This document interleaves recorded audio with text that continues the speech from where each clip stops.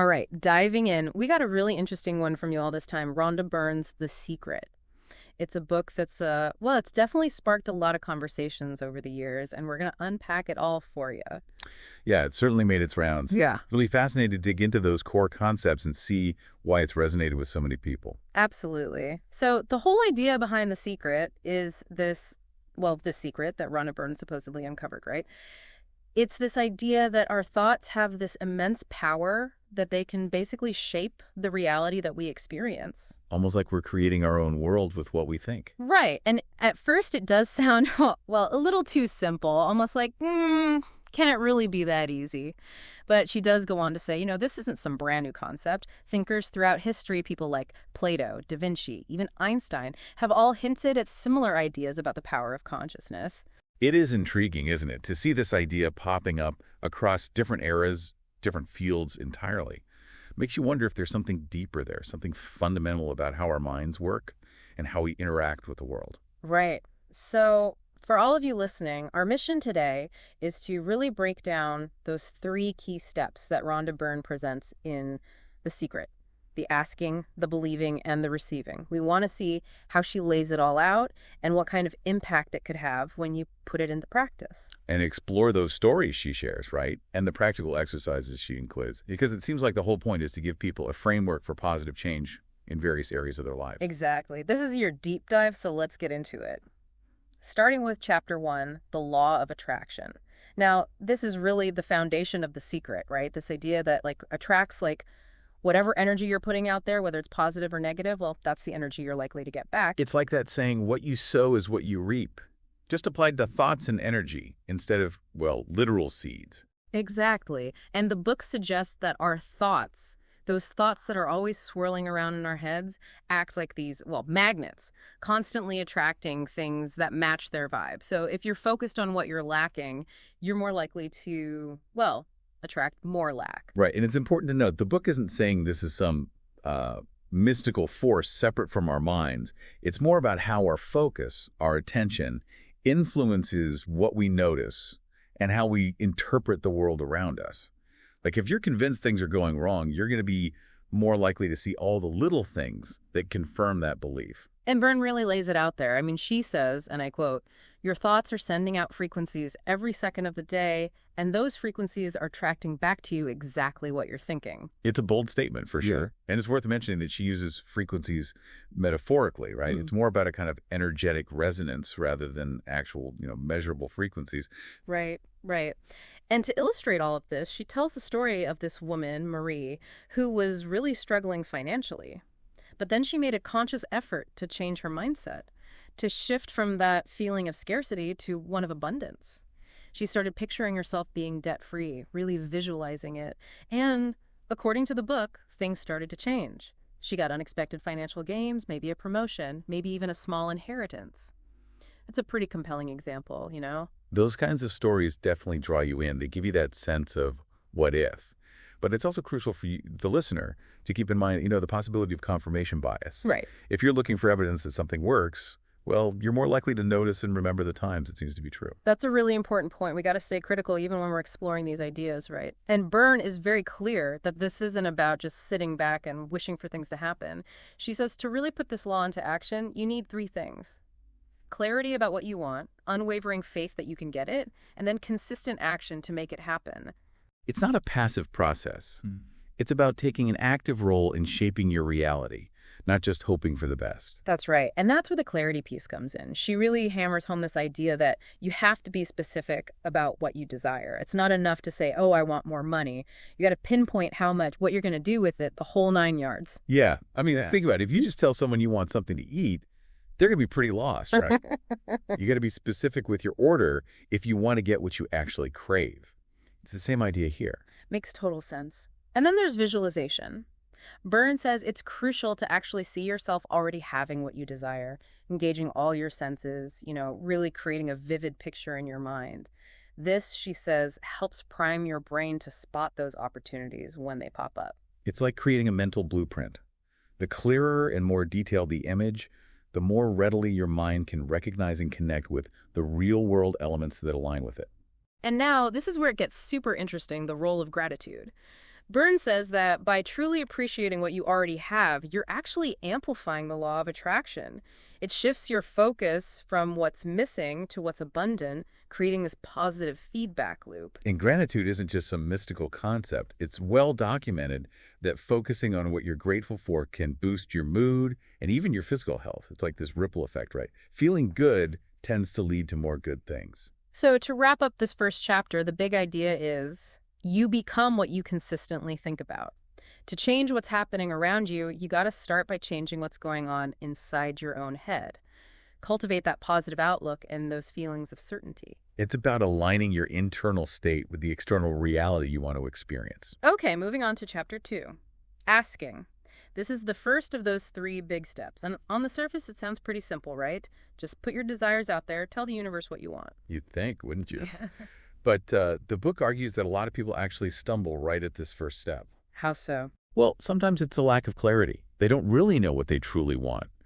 Or they might be holding themselves back, settling for less than they really desire because of fear or self-doubt. Yeah, that makes sense. It's easy to get stuck in that what's realistic mindset instead of allowing yourself to really dream big. Exactly. And Byrne really pushes the need for precision here. Like, instead of just wanting success, you got to define what that means to you. Is it a certain income level, a specific career achievement, launching your dream business? Get granular with it. And then she brings back visualization, but this time it's about using it to ask. Really picturing your desired outcome as if it's already happening. Engaging all those senses, sight, smell, touch, taste, sound, to make it feel real. It's about sending out that clear, strong signal to the universe, like, this is what I want, and I can already feel it. Right, right. And then we've got affirmations. Those are those positive statements you repeat to yourself, like, I am worthy of love and abundance, or I attract success effortlessly. Now, while the idea of repeating these phrases is pretty straightforward, it's important to remember they're not magic spells. They're tools to help shift your mindset and reprogram your subconscious thoughts over time. It's about consistently reinforcing those positive beliefs, chipping away at those negative patterns that might be holding you back. Exactly. And it's worth noting, the research on affirmations is a bit mixed. While repeating positive statements can certainly be helpful, it's most effective when it's combined with real action and addressing any underlying psychological issues you might be facing.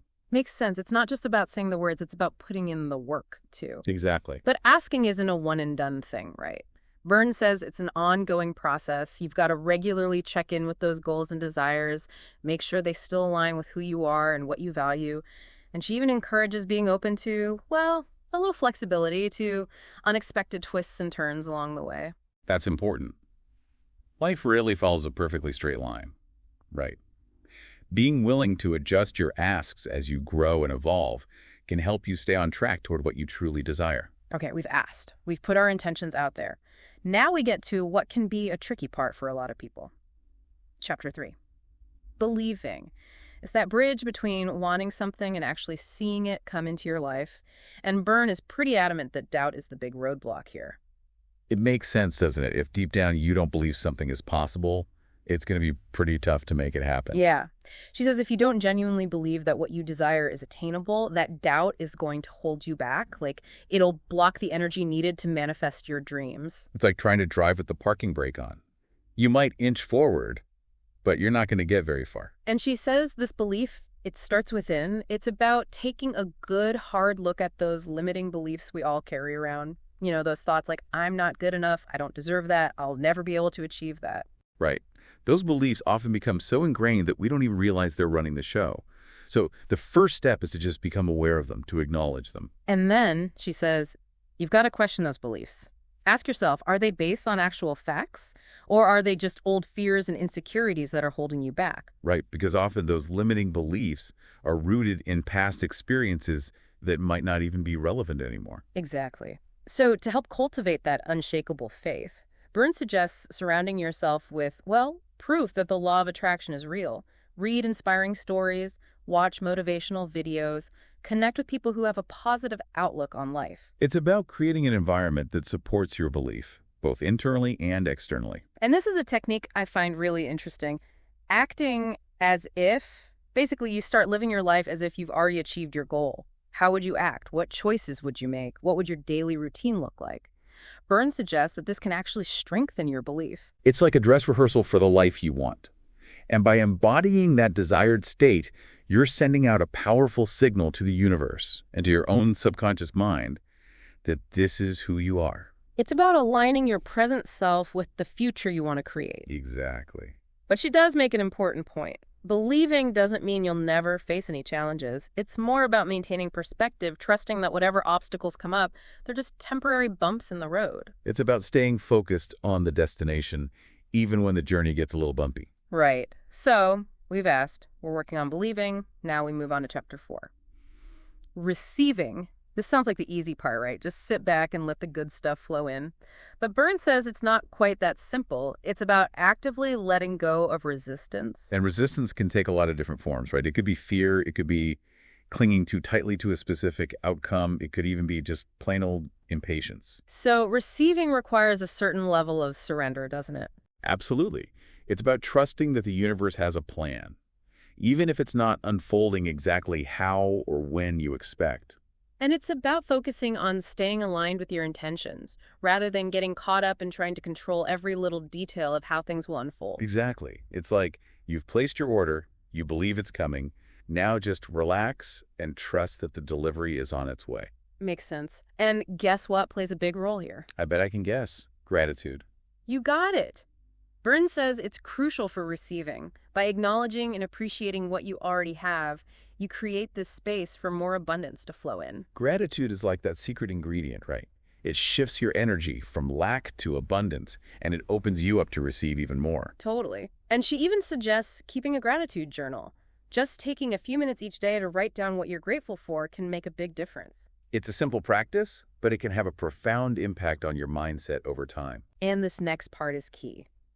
Byrne stresses the importance of taking what she calls inspired action. It's not just about waiting around for things to happen. You've got to pay attention to those intuitive nudges, those feelings of this is what I should do next, and then actually take those steps. Right.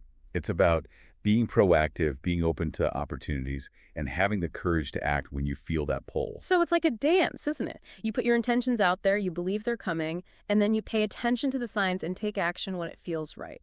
It's a beautiful collaboration between your inner world and the external world. So ultimately, receiving is about embracing abundance in all its forms, material, emotional, spiritual, with this underlying trust that the universe is guiding you toward what's best for you. It's about being open to all the good things life has to offer and having that deep knowing that you are worthy of receiving them. Okay, we've covered the core principles. Now, in Chapter 5, Byrne gets into the nitty-gritty of how to actually apply this law of attraction to different areas of your life. She calls this practical applications. So it's where the rubber meets the road, right? Mm. Taking those principles and seeing how they play out in real-life situations. Exactly. So she starts with wealth. She talks about shifting from that scarcity mindset to one of abundance and financial freedom, visualizing financial well-being, being generous, and making smart money choices. It's about creating that internal alignment with financial prosperity, both in your thoughts and your actions. Then she dives into health. She talks about using visualization for healing and picturing yourself as vibrant and full of energy. It's fascinating, isn't it? The connection between our minds and our bodies. There's a growing body of evidence suggesting that our thoughts and beliefs can actually influence our physical well-being. Totally. And when it comes to relationships, she says to focus on those qualities you admire in others, to attract those kinds of people into your life, and to practice forgiveness and compassion, which can help heal and strengthen your existing relationships. It's about understanding that what you project outward, you tend to attract back to you. So if you want to build healthy relationships, it's important to cultivate those positive qualities within yourself first. Right. And for career success, Byrne talks about visualizing your goals, networking, developing your skills, and actively pursuing opportunities. So it's not just about thinking positive thoughts. It's also about putting in the effort, taking those practical steps to move towards what you want. And then, for personal growth, she talks about committing to lifelong learning, setting those big goals, celebrating your achievements, and even reframing challenges as opportunities for growth. It's about using these principles to cultivate that continuous journey of self-improvement and personal evolution. And throughout this chapter, she shares a ton of real-world stories. People who claim they've used these principles to do some pretty incredible things, like recovering from illnesses, building successful businesses, finding love, all sorts of things. It definitely makes you wonder. Those stories can be really powerful. They give you that sense of possibility, right? Like, hey, maybe this can work for me too.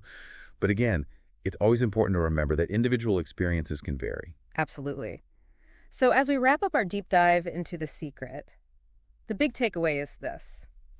You have a say in shaping your reality.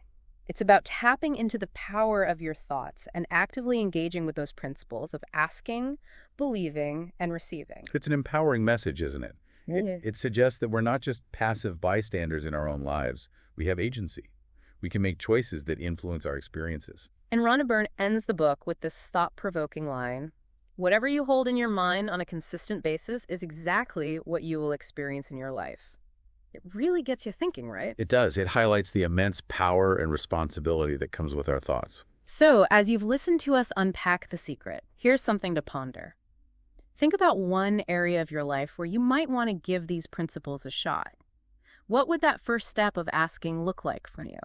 What's one clear intention you can set? It's your chance to explore and see what happens. And maybe take it a step further. What's one limiting belief you have in that area? What's one thought that might be holding you back? Just acknowledging it can be a huge step towards breaking free. So that's it for our deep dive into The Secret. We hope you found it insightful and, well, maybe even a little inspiring. Thanks for joining us, and we'll see you next time. Until then, keep those good vibes flowing.